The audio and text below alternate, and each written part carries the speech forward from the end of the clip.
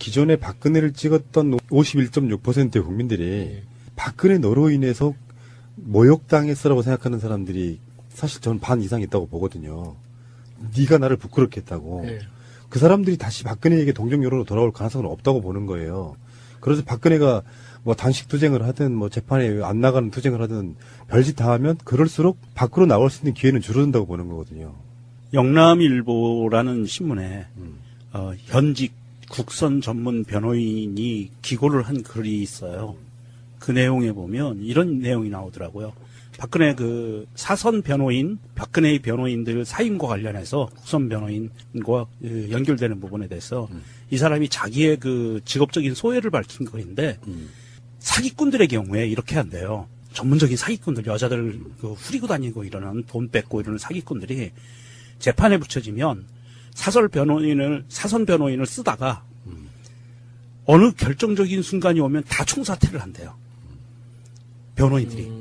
그리고 나서 국선 변호인이 딱 붙여지면 또 시간이 지나잖아요. 지금처럼 그 공판 기록을 봐야 되니까 이해해야 되니까 국선 변호인들이. 그래서 그렇게 공판을 진행하다 또 어떤 결정적인 순간이 오면 이거를 이 피의자가 사기꾼이 사선 변호인을 또 선임을 한대요.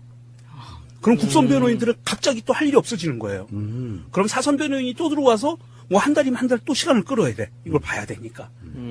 그리고 또 어느 시기가 오면 또 사퇴하고 국선 변호인 들어오고 굉장히 합법적이고 지능적인 방법이다. 사기꾼들이 쓰는 전형적인 방법이래요.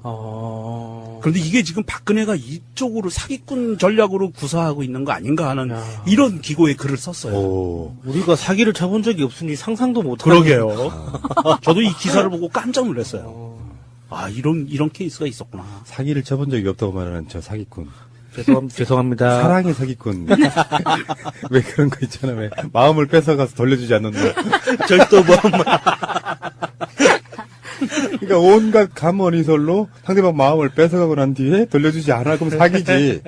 사기죄가 어떨 때 성립하는 거죠? 일반적으로? 일반인 사이에? 대충 어떤 그런 규정을 알고 있죠. 재산상 손해를 입혔을 때 성립하는 거 아니에요? 상대방을 기망해서. 예, 기망해서 내가 재산상 손해를 입혔을 때. 예, 내가 상대방을 기망해서 어떤 재산상의 이득을 얻었을 때 사기예요. 예. 근데 이런 게 있어요. 그게 사기와 정상적인 돈 거래가 구분이 안 될 수 있잖아요. 그렇죠. 애매하죠. 그게 사실은 변제할 능력도 없으면서 한 10억 꿨어.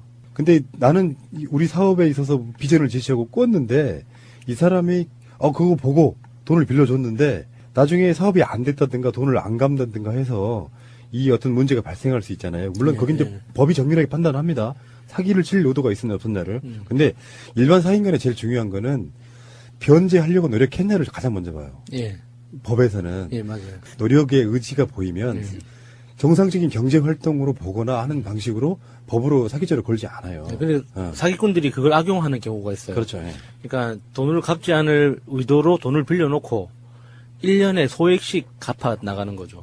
그래서 입금 기록을 남겨놓으면 경찰에서는 그걸 사기로 보지 않더라고요. 박근혜는 국민을 상대로 한 사기쳤지? 네. 그 사기로 보면 박근혜는 정말 사기꾼 중에서도 정말 고도의 타고난 사기꾼이죠. 자기가 사기를 치고 있다는 걸 모르고 있잖아요. 자기를 속였어? 예, 자기 스스로를 속여가지고 예. 자기는 사기를 치고 있지 않다고 정직하다고 생각하잖아요. 정말 사기꾼 중에 최고봉이라고 할 수 있죠. 근데 박근혜는 여기서 특혜를 받고 있어요. 국선 변호인 보통 사람 같으면 한 명 붙여주잖아요. 그 5명이나 붙였다는 것 자체가 전 특혜라고 봅니다. 12만 원 건이라잖아요. 근데 법원 입장에서는 12만 페이지. 빨리 진행을 해야 돼서 예. 한 명이 하면 뭐 1년 걸릴 거 5명이 하면 몇 개월 걸릴 수 있잖아요. 그런 방식으로 하려고 하는데 문제는 이제 박근혜가 재판에 출석을 할 것이냐 생각해보면 깝깝해요. 법은 법대로 집행하면 되는 거거든요.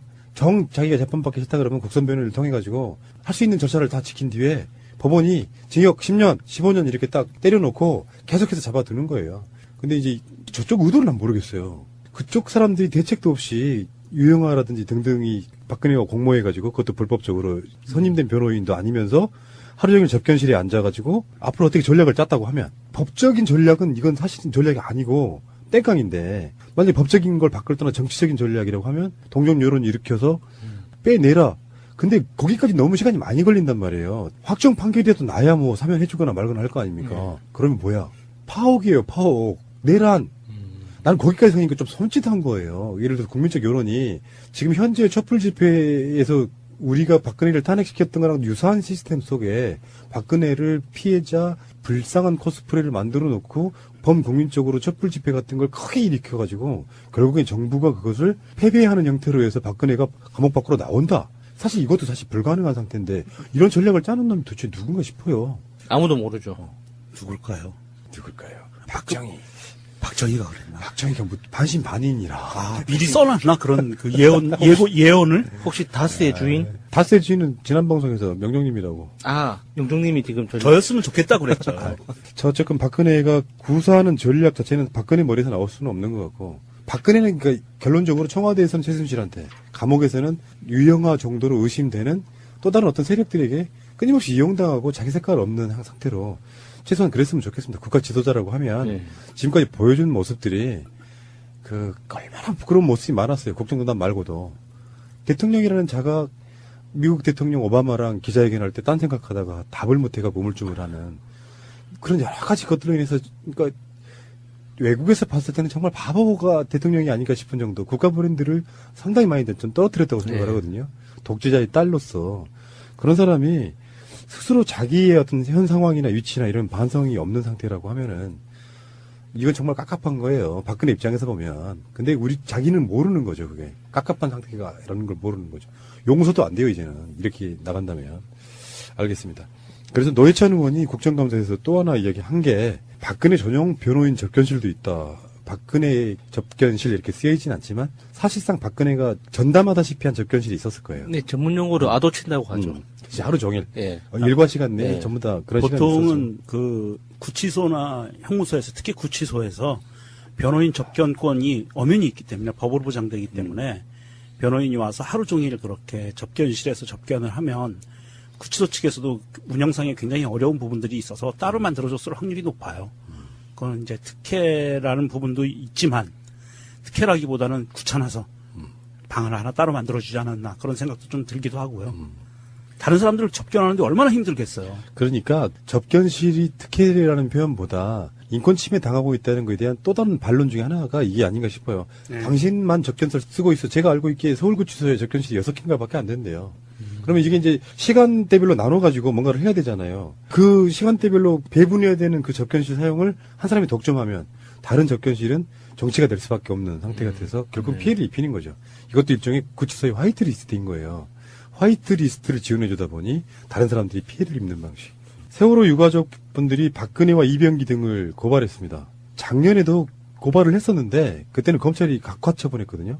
올해는 지금 어떻게 될지 4.16 가족협의회, 4.16 국민조사위원회, 4.16 연대 등이 세월호 특조위 조사 방해 및 특조위 조기 강제 해체에 앞장선 13명을 고발을 했는데요. 누구누구가 고발됐습니까? 청와대 비서실장 문건을 통해 7시간 조사 방해 지시 사실이 알려진 이병기 당시 청와대 비서실장, 이헌 전 부위원장이 폭로한 현기환 당시 청와대 정무수석과 현정택 정책조정수석, 해수부 문건 작성에 관여한 의혹을 받고 있는 유기준, 김영석 전 해수부 장관과 윤학대 차관, 연영진 해양정책실장 등에 대해선 형법상 직권남용, 세월호 특별법상 위계 등에 의한 직무수행 방해 등의 혐의가 있다고 봤습니다.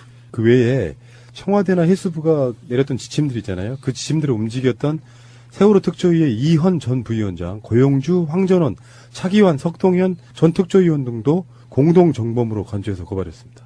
세월호 사건 관련해서 가장 나쁜 태도가 이런 거였습니다. 박근혜는 사건 나고 나서 세월호 사건의 진실을 명명백백히 밝히겠다라고 이야기를 했어요. 근데 뒤돌아서서는 세월호 특조위 만드는 것 수도 없이 방해를 했고 결론적으로 말해서 세월호 특조위가 출범하지 못하게 6개월 이상을 질질 끌었고 그래서 그 예산을 깎은 채로 내려보내가지고 활동 못하게 막은 상태로 그 6개월을 포함시키지 않은 상태. 법이 만들어지고 나서 세월호 특조위가 구성되고 나서 그게 시작돼야 되는데 6개월 정도를 딜레이 시킨 상태로 나중에 그 활동 기한을 이걸로 끝! 법이 발효된 순간으로 끝을 내버린 거잖아요. 그래 이번에 법원에서도 판결이 나왔지 않습니까? 그 세월호 특조위에서 활동했던 조사위원들 임금 관련해가지고 세월호 특조위 활동 기간은 법적으로 그러니까 세월호 유가족이나 우리 국민들이 주장했던 거다. 그 기간까지다라고 이야기를 법에서 지금 예, 내려온 예. 상태이기 때문에 조직적으로 방해한 거잖아요. 청와대에서. 이 사람들 고발했는데 지금 현 검찰은 이거 받아들일 거라고 보거든요. 이게 작년에 검찰이 각하의 심기를 어지럽힐 수도 있다 그래서 각하를 시켰던 건데. 뭔가 랩하신 것 같았어요. 예. 라임이 딱딱 맞았어. 작년에 검찰이 좀 작년까지 굉장히 좀 심했죠. 예. 우리 모두 알고 있다시피. 예. 그래서 그 7시간이 이 조사를 방해하는 만큼의 훨씬 몇 배의 강도로 7시간이 궁금해지는 거잖아요. 도대체 뭐길래 그걸 감추기 위해서 이렇게 방해를 하는가. 국정원의 그 활약상을 보면 증거를 조작했을 수도 있는 거잖아요. 어떤 상황을 그 영화 시나리오처럼 댓글 심리전단팀 사무실을 통째로 조작했던 것처럼 그렇게 국정원이 해줄 수도 있었는데 도대체 7시간이 뭘 했길래 전날 과음해서 뭐 늦잠 잔 것도 아니고 도대체 뭘 했길래 그걸 감추기 위해서 그렇게 조작도 할 수 없을 정도로 그런 상황이었는지 사람들이 여러 가지 상상과 의혹을 갖게 만들잖아요, 이게. 이 자체가. 그리고 작년에 세월호 특별조사위원회에서 이정현을 고발을 했거든요. 1년 4개월이 됐는데 세월호 참사 당시에 KBS 김시곤에게 해양경찰청 비판기사를 빼달라고 이렇게 청탁 넣고 했던 압력을 가한 혐의로 고발을 했는데 1년 4개월 만에 검찰이 이번에 이정현에 대해서 곧 기소 여부를 결정할 거다라고 지금 보도자료가 나왔습니다. 이게 이제 정권 교체 효과죠. 네. 그러니까 정권 교체가 되면, 그러니까 우리가 검찰을 욕하지만 검찰이 검사 동일체네 뭐네 뭐 이런 상명하복의 조직으로 만들면 안 된다는 게 이런 점들이었거든요. 네.